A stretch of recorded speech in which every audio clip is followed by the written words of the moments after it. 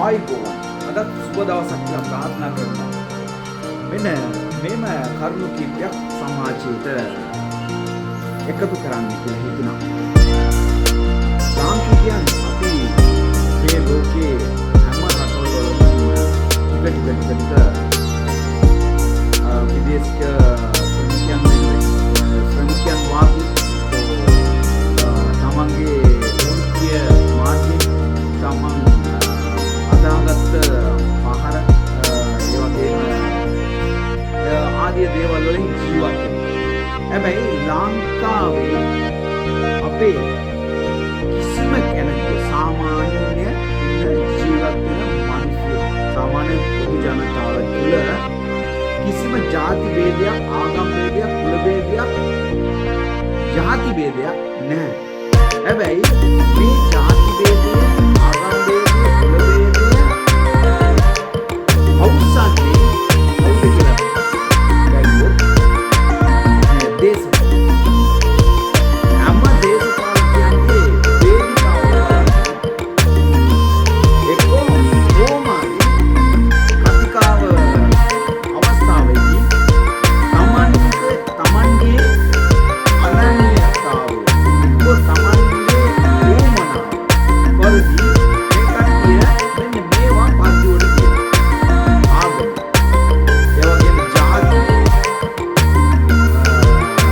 භාෂා ඒ වගේම අඩු වැඩිකම මේ දේ ඔක්කොම තමන්ගේ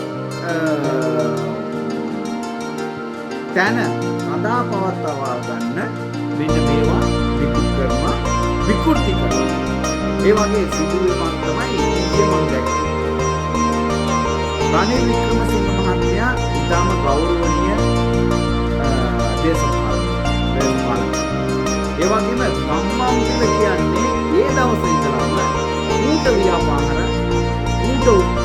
දේවල් ඒ වගේම ජනතාවට නොමග හරින දේවල් තමයි කරන්නේ. ඔබට මතක ඇතිද ලංකාවේ තෙල්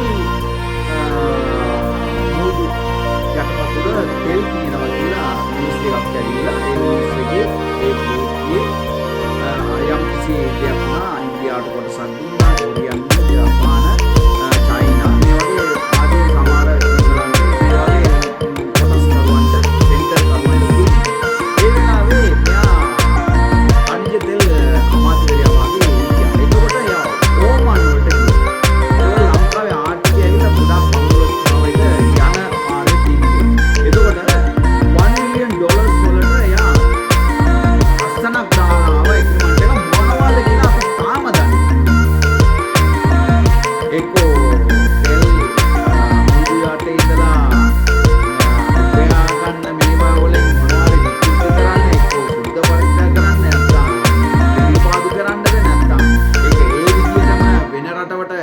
රටවලට එක්ස්පෝර්ට් කරන්නද ස්ටොක් කරන්නද කියලා අපි දන්නේ නැහැ.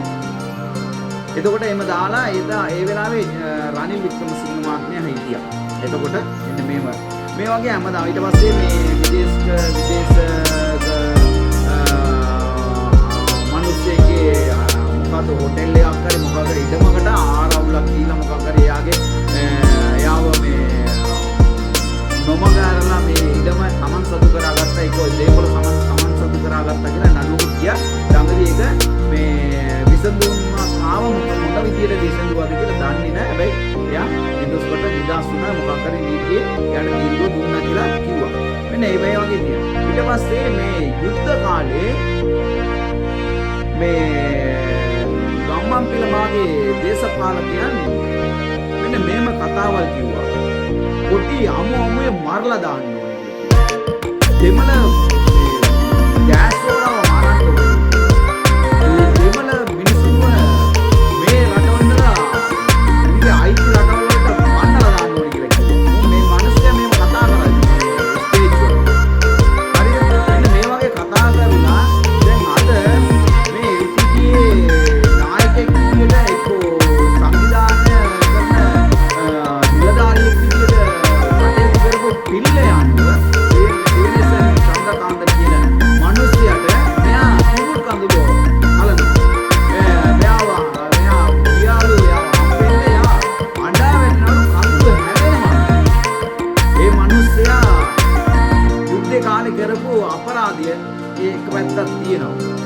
ඊට පස්සේ දේශපාලනයට ආවට පස්සේ දේශපාලනයේ එයා ඒ කට්ටියව යූස් කරලා Taman මේ දේශපාලනයට මේ බලයට එන්න පාවිච්චි කරපු ගොඩක් දේවල් තියෙනවා. ඒ මිනිස්සුව අත්අඩංගුවට අරන් ගියාට පස්සේ ඒ ප්‍රදේශයේ ඉඳපු කට්ටිය වෙඩි දාලා සැමරුවා. මේමයිනේ මිනිස්සෙක් අපරාධය කරනවා නම් ඒක චණ්ඩි පාට දානවා නම් ඒ ගමේ ඒ මිනිස්සු ඔක්කොම බයයි. දැන් මොන වෙලාවට මොනවා කරයි දන්නේ නැහැ. ගෑනු දරුවෝ ඉන්නවා, පිරිමි දරුවෝ ඉන්නවා, අක්කලා නංගිලා ඉන්නවා. මේ කට්ටිය අරන් ගිහලා දූෂණය කරලා දායි එක්ක මේ කට්ටිය වෙඩි තියලා මරයි. මෙන්න මේම අපිට බයක් තියෙනවා. පොදු ජනතාව ඇතුළේ ඒ ගමේ ඒ ප්‍රදේශයේ ඉන්න ඒ චණ්ඩි පාට දාන මිනිස්සුන්ට අපිට බයක් තියෙනවා. ඒ කියන්නේ මේක පොලිසියට පාලනය කරගන්න බැරි තත්ත්වයකට වැටෙනවා. ඒ නිසා දැන් මේ දීපු මිනිස්සු ඩයග්‍රාමියක් විදියට වෙඩි දාලා සමරපු ප්‍රදේශයේ ඉන්න මිනිස්සු විරුද්ධ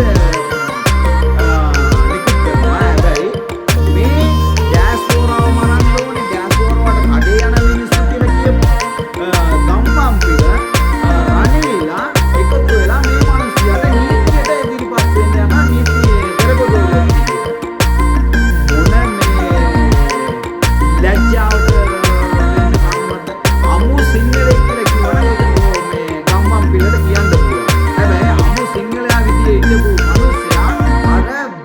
ඩෑස්වෝරාවේ දැමල කොටි සංවිධානයේ නායකයෙක් එක්ක නිලධාරියෙක් විදියට සංවිධානය කරපු නිලධාරියෙක් විදියට කටයුතු කරපු මිනිසයා පෞද්ගලික කාලේ දේශපාලනයට ආවට පස්සේ ඒ මිනිසයා පාවිච්චි කරලා මේ එක දේවල් කරපු මිනිස්සු මේ පිටිපස්සේ ලොකු දේශපාලන මිනිස්සු ඉන්නවා. රජේ දන්නවා. ලොකු නිලධාරීලා දන්නවා. පොලිසිය ලොකු මාත්‍රුලා දන්නවා. කරපු මිනිස්සුත් දන්නවා. හැබැයි මේක එළියට දැම්මොත් ලොකු ප්‍රශ්නයක් ඇති වෙන්න පුළුවන්. සමහර විට ඒ කට්ටියට සපෝට් කරන කට්ටිය අරගලයක් ඇති කරන්න පුළුවන්. මිනිස් ඝාතන කරන්න පුළුවන්. එහෙම කියලා බයක් තියෙනවා. මේ ඔක්කොම කන්ට්‍රෝල් කරලා එක තැනකට ගෙනල්ලා මේක පාලනයට ගෙනල්ලා මේකේ නීතියේ ඉදිරියේ මේ කට්ටිය මෙන්න ආවල් කට්ටියනවා මේක පිටිපස්සේ ඉතින් මේ කට්ටිය අත්අඩංගුවට ගත්තා කියලා කියනකම් එතකොට මේ පබ්ලික් නැත්නම් ඩිස්ට්‍රික්ට් නැත්නම් ඒරියා වල අපිට පාලනයක් තියෙනවා. ඒක මැඩපවල් කන්ට්‍රෝල් කරේ අරගලයක් ඒ කියන්නේ සල්ලිගත මිනිස්සු ඉන්නවා. මේක සල්ලි වලට බිස්නස් වලට වැඩ කරන මිනිස්සු ඉන්නවා. ඒ නිසා මේ වගේ පාතාල වල නැත්නම් මේ වගේ අපරාධ වල කරන්න මිනිස්සු මේ කියන්නේ සමාජයේ සමහර මිනිස්සු එකඟව තමයි මේ වැඩේ කරන්නේ නැති. ඒ නිසා මේ මිනිස්සු කලබල කරයි මොකද උඩපටයක් ආදායි මේක කන්ට්‍රෝල් කරගන්න අපිට බැරි වෙයි කියලා පොලිසියට කියනවා. ඒ කියන්නේ ස්ටේට් වලට කියනවා. ඒ වගේ රජයටත් කියනවා. ඒ නිසා තමයි බය මේ හරියට ක්‍රියාත්මක කරගන්න මේ අධිමදි කරගෙන දාරාදී වගේ උඩට පල්ලට යන විදිහටම තියෙනවා. හැබැයි 21 වෙනිදා මේක ලොකු එකක් එලි කරනවා කියලා ජනාධිපතිවරයා කිව්වට පස්සේ අත්අඩංගුවට ගත්ත පිල්ලයන්ගේ සෙක්‍රටරි විදියට ඉඳපු මිනිස්සේ BBC වලට දීපු මැසේජ් එකක් තියෙනවා. මෙන්න මේ තමයි දීපුනේ මේ channel pro එකට BBC එකට channel pro එකට දීපු මැසේජ් එකක් තියෙනවා. මෙන්න මේ තමයි මේක සිද්ධ වුනේ. මෙන්න මේ නිලධාරීලා ඉන්නවා කියලා. ඒ මිනිස්සේ ඉන්නේ ලන්ඩන් වල. දැන් ලන්ඩන් වල ඉන්නවද කොහේ ඉන්නවද කියලා දන්නේ නැහැ. හැබැයි මේ මිනිස්සයා දීපු කාරණාව පිට බලනකොට ඉල්ලයන්වත් සඳහන් කරා මෙන්න මේ මිනිස්සයා මේකේ ඉන්නවා කියලා. දැන් ඒ අනුව තමයි මේක ගත්තේ. දැන් ගම්මන් කියලා කියනවා මේ ජනාධිපති දීලා තියෙන මේ ලිඛිතව ලියුම් කරලා අස්සම් කරලා දෙන්නේ මේ පාස්පෝර්ට් ප්‍රකාරය සම්බන්ධ කිසි දෙයක් නැහැ කියලා.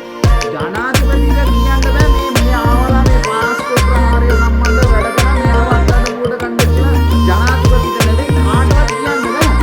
ඒක නීති මාර්ගයෙන් නඩු මාර්ගයෙන් කවුද කිව්වේ කවුද මේකට ක්‍රමය හැදුවේ ඔයලා බලලා අල්ලාස් කොමිෂන් නැත්නම් නීති මාර්ගයෙන් වැඩ කරන මේ පොලිසිය නීතිය කටයුතු කරන කට්ටිය ඩිපාර්ට්මන්ට් වල තමයි කරන්න පුළුවන්. ජනාධිපතිට ලියුමක් දෙන්න පුළුවන්. මෙන්න මේවා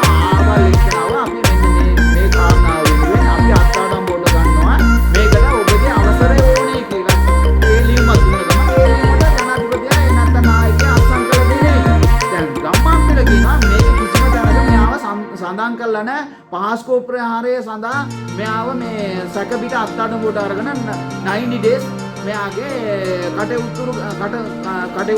උත්තර ගන්න කියලා තියෙනවා කියලා. හැබැයි මේ සිංහල මිනිස්සයා අද මේ දෙමළ මිනිස්සයා වෙනුවෙන් ඉදිරිපත් වෙනවා මෙයා කිවුල් කඳුළු හලනවා කියන කොච්චර ලැජ්ජාවටපත්. මේව මිනිස්සු දැනගන්න. මේ මිනිස්සයාගේ ඉදිරිපිට ගිහිල්ලා මයික් ඔගයක් තියාගෙන මේ මීඩියා වල එක්ක සමාජ තාලවල නිවුස් ගන්න මිනිස්සුන්ට ලැජ්ජාවක් නැහැ කියලා මම නම් කියන්නේ. මේ වගේ තව මිනිස්සෙක් ඉන්නවා. ඒ මිනිස්සුත් ළඟදීම බලන්න මොනවද වෙන්නේ කියලා. හැබැයි මේවා අපිට කතා කරන්න අයිතියක් තියෙනවා. මේ කට්ටිය මෙයා කෙරා කියලා නෙවෙයි කියන්නේ. මෙන්න මෙයා කතා කළා. හැබැයි මේවට මේම කතා කරපු මිනිස්සයා මේම ඇසුරුන මිනිස්සයා අද මෙන්න මේ මිනිස්සයා වෙනුවෙන් කිමුල් කඳුළු හලනවා. එයාට නීති මාර්ගයෙන් නීති කටයුතු කරන්න ඉදිරිපත් වෙනවා කියන්නේ අපේ ජාතියට ලැජ්ජාවට පත් වෙනවා. මම නම් කියන්නේ ඒ කියන්නේ ඉස්සර කාලේ මේ කට්ටිය කරපු කියපු නටපු දේවල් වලින් බැලුවොත් දැන් තියෙන තත්ත්වය බැලුවොත් අපේ ජාතියටම මේක ලැජ්ජාවට පත් වෙන කාරණාවක්. ඔයලා බලන්න පුළුවන් නම් කතා කරන්න. ඕගලන්ට හිතන අරුණු කීයක් අපිට කතා කරන්න අයිතියක් තියෙනවා. නොමගාරින් එක්ක මේක නිකම් අඩාකප්පල්කාරී දේවල් කියන්නේ හරියට කතාවල් දන්නවනම් හරියට කතා කරන්න මිනිස්සුන්ට කතා කරන්න මේ අපිට අයිතිවාසිකම් දීලා තියෙනවා. ඒ නිසා මේක මතක් කරලා මේක ෂෙයා කරන්න පුළුවන් නම් කමෙන්ට් එකක් දාන්න බලමු මොනවද වෙන්නේ කියලා. හැබැයි මේක නම් අපේ ජාතියටම ලැජ්ජාවටපත් වෙන කාරණාවක් තමයි කියන්නේ මේ ගම්මන් පිළයි තනි මාත්‍යයි කරන වැඩ පිළිවෙල.